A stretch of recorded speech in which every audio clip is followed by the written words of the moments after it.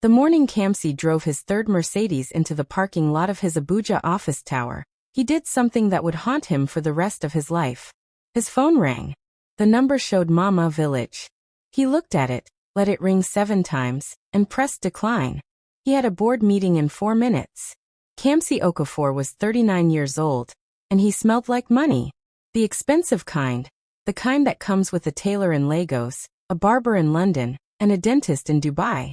He wore his success the way a king wears a crown.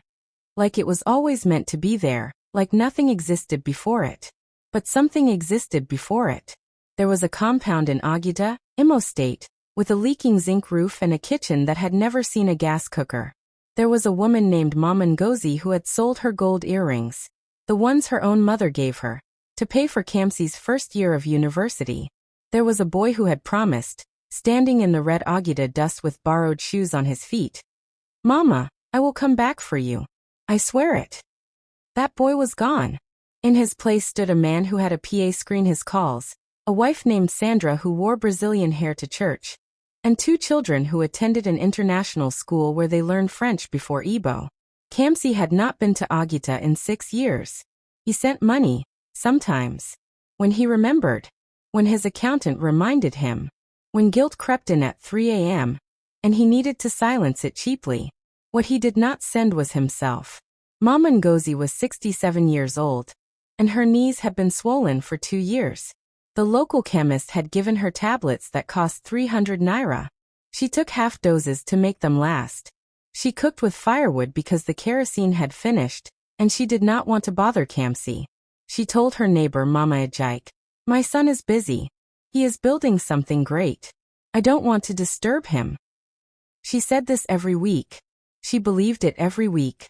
Back in Abuja, Kamsi walked into his boardroom, shook hands with men in Italian suits, and smiled the smile of a man who owned the room. His property development company, K-Crown Estates, was about to close a 2 billion Naira land deal with a federal government contractor named Chief Danladi. Kamsi did not know that Chief Danladi was a trap wearing a human face. He did not know that the documents he was about to sign had a clause buried on page 47 that would, in 11 months, give Danladi the legal right to seize every asset K-Crown had ever built. He signed. He celebrated. He did not call Mama. The ground had already begun to crack beneath his feet, and he was too busy dancing to feel it. Sandra Okafor was not a foolish woman. She was, in fact, dangerously intelligent, which made what she did so much worse. She had known about Chief Danladi's reputation for 8 weeks before the signing. Her cousin Barrister Uche had pulled her aside at a wedding in Enugu and said quietly, "Sandra, that man Danladi has done this to 3 companies. Tell your husband to verify the deed of assignment. Tell him to bring a second lawyer, please." Sandra had smiled, nodded, and said nothing to Kamsi, because Sandra had her own plans. She had been married to Kamsi for 11 years. She had watched him build K-Crown from a 2-room office in Wuz to a glass tower in Maitama. She had cooked jollof rice when they had nothing, ironed his one good shirt for investor meetings, and pretended not to cry when their first baby was born, and they could barely afford the hospital bill. But 3 years ago, something had shifted. Kamsi had started traveling more. Singapore, London, Johannesburg. He came home smelling of hotels and making excuses. Sandra hired an investigator. The investigator delivered photographs. Kamsi had a woman in Port Harcourt, a young architect named Priscilla who designed 2 of his estate projects and apparently a great deal more. Sandra had sat with those photographs for 1 whole month. Then she had made her decision. She would not divorce him, not yet. Divorce cost too much for too little. Nigerian courts moved slowly, and a man like Kamsi had lawyers who could delay proceedings for years. No. Sandra was patient. Sandra would wait for the right moment to collect everything she was owed. When Barrister Uche warned her about Danladi's contract, Sandra saw the moment arriving. She let Kamsi sign. She even bought champagne the night of the deal. She toasted him, kissed his cheek, told him he was brilliant. She watched him glow under her praise like a child who needed validation, which, beneath all the Mercedes and the suits, he still was. 2 days later, Sandra moved 340 million Naira from their joint investment account into a private account in her sister's name in Owerri. She had been planning this exit for 14 months. What Sandra had not planned for was karma's sense of humor, because it does not only punish the guilty, it also destroys what they leave behind. Meanwhile, in Agida, Mama Ngozi had stopped eating properly. The neighbor Mama Ejike had noticed she looked gray and thin. "Mama, you need to go to the hospital." Mama Ngozi shook her head. "It is nothing. Just tiredness. My son will come soon. He will take me himself." She said it with complete faith. She had no idea her son was currently ordering a bottle of 1942 Don Julio at a rooftop bar in Abuja, celebrating a contract that was already destroying him. Some people are so busy building their future that they murder their present and bury the people who love them with it. It began on a Tuesday, the kind of Tuesday that history remembers. Kamsi was in a business class seat flying back from Johannesburg when his phone erupted. His PA called 7 times. His lawyer called 11. His accountant sent a message in full capitals that said, "Call me now. Everything is gone." He landed to a different world. Chief Dinladi had moved with terrifying precision.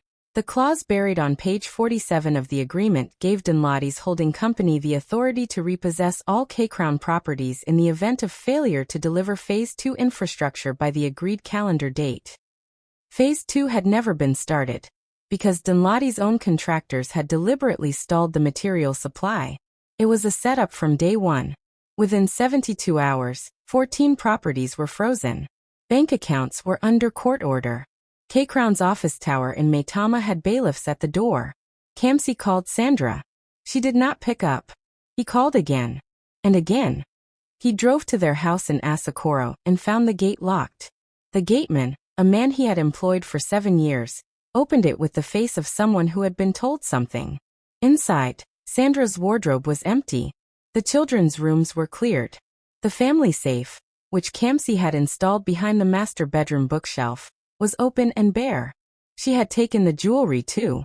All of it. Kamsi sat on the floor of his own bedroom, a room with Italian marble tiles he had imported personally, and made a sound he had not made since he was 12 years old.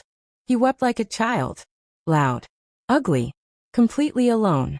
His phone buzzed. An unknown number. He almost ignored it. Then something made him answer. Oga Kamsi. A woman's voice. Old and familiar. "This is Mama Ejike. Your neighbor here in Agida. Please come home. Your mother, she has been very sick. She has been asking for you." Something cold moved through Kamsi's chest. "How long?" he whispered. "Many weeks now.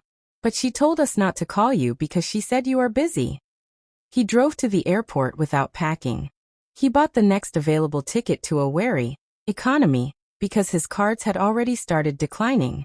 He sat in a middle seat, shaking, running calculations in his mind. How long she'd been sick, how many calls he'd declined, how many times he had looked at her name on his screen and pressed a button that said, no. He landed at midnight and hired a Kiki Napep, a tricycle, because there were no cabs going to Agida at that hour. He rode through the dark red dust roads with the night wind on his face, and he prayed in a language he had forgotten. God, let her still be there. Let her still be there. Let her still be there. The Kiki stopped at the compound gate. Mama Ejike was standing outside with a kerosene lamp. Her face told him everything before she opened her mouth. Some prayers arrive on time. Some arrive 3 days late. And the difference between the two is the story of your entire life. Mama Ngozi had died on a Saturday morning, 3 days before Kamsi landed in Agida. She had died in her sleep, in the same bed she had shared with Kamsi's late father, under a ceiling fan that wobbled but never stopped. She had cooked pepper soup the night before. Her neighbor had seen the smoke. She had eaten well that evening, the first time in weeks. She had asked Mama Ejike to write a message on paper. Tell Kamsi I am not angry. Tell him I know he was busy. Tell him his father and I are proud. Tell him to eat well. She had folded the paper herself, put it in an envelope, and asked Mama Ejike to send it. Then she went to sleep and did not wake up. The village buried her before Kamsi arrived, because they had no way to reach him for 3 days. And the body could not wait in that heat. When Kamsi walked into the compound and saw the fresh red earth mound in the corner of the yard, something inside him collapsed that would never fully rebuild. He fell on the grave with both hands. Literally fell. Knees in the dirt, palms on the mound, forehead pressed against the earth. The village people stood around him. They did not try to lift him. Old men who had known his father. Women who had carried him on their backs as a baby. Children who stared with round curious eyes at this rich man in an expensive shirt, lying on the ground, crying like he was trying to dig her back up. Nobody said I told you so. Nobody needed to. Mama Ajike brought out the envelope. Kamsi opened it with shaking hands. He read it once, twice, 3 times. The handwriting was shaky. His mother's knees were not the only thing that had been deteriorating. She had written it with effort. Every word was deliberate. Tell Kamsi I am not angry. Tell him I know he was busy. That sentence broke him completely. I know he was busy. She had believed in him right up to the end. She had never told a single person in that village that her son had stopped calling. She had covered for him, protected his reputation, made excuses for a man who was too proud to come home. She had died wearing the mask of a proud mother, so that her son's name would not be disgraced in the community he had abandoned. Kamsi spent 4 days in Agita. He slept on the same mat she used to put out for him as a child. He ate from her clay pot. Mama Ajike had left it. He walked to the market she used to take him to. He sat under the ukwa tree in the compound and tried to remember every conversation, every voice note he had not listened to, every time she had called and he had been too busy. He counted 73 declined calls over 18 months. 73. He had a folder on his phone called Archive, and Urgent. Mama Ngozi's name appeared in it 61 times. He had categorized his mother as non-urgent. And the universe had responded accordingly. Kamsi returned to Abuja with 47,000 naira in his account. Not million. Not billion. 47,000 naira. The money left in his personal wallet after flights, the kiki, food in the village, and a small wooden cross he bought for his mother's grave. K-Crown Estates was gone. The legal battle would take years and the outcome was already decided. Dunladi had covered his tracks with professional precision. Sandra had filed for divorce from London, where she had relocated with the children. Her lawyers were extraordinary. Kamsi's lawyers wanted to be paid. He moved into a one-room apartment in Lugby, the same kind of neighborhood he had once driven through with his window up and his nose turned. The apartment had a ceiling fan that wobbled. He lay under it the first night and thought about his mother's ceiling fan. He thought about how she had lived under the same wobble for 20 years and never complained. How she had made peace with small things while he chased enormous ones. Former business associates did not call. Friends from the Abuja social circuit. The same men who had danced at his parties, eaten his food, drunk his champagne, went completely silent. His WhatsApp profile picture was still the one taken at his birthday party in Dubai. Him in a white kaftan, laughing with people who now pretended not to know his number. But one person called. Ibube. Ibube was his younger brother. The one Kamsi had always considered the failure of the family. Ibube had never left Agita. He had a small auto repair workshop, a wife named Chioma, 3 children, and a compound 2 streets from Mama's house. Kamsi had sent him money twice in 5 years and attended none of his children's naming ceremonies. Ibube called every day. He did not offer money. He didn't have much. He offered something Kamsi had spent 20 years not knowing he needed. Someone who remembered who he was before he became who he thought he was. Kamsi, you are still my brother. Come back to Agida. We will figure it out together. Kamsi cried. Again.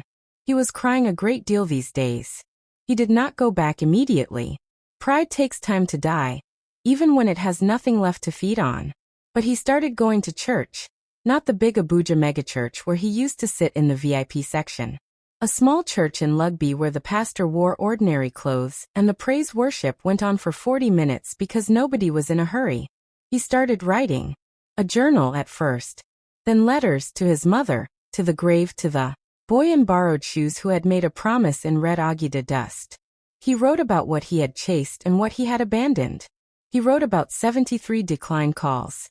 He wrote about page 47 of a contract he had never fully read. Slowly, with Ibube's help, he began again. Not a new empire. Something smaller. Realer.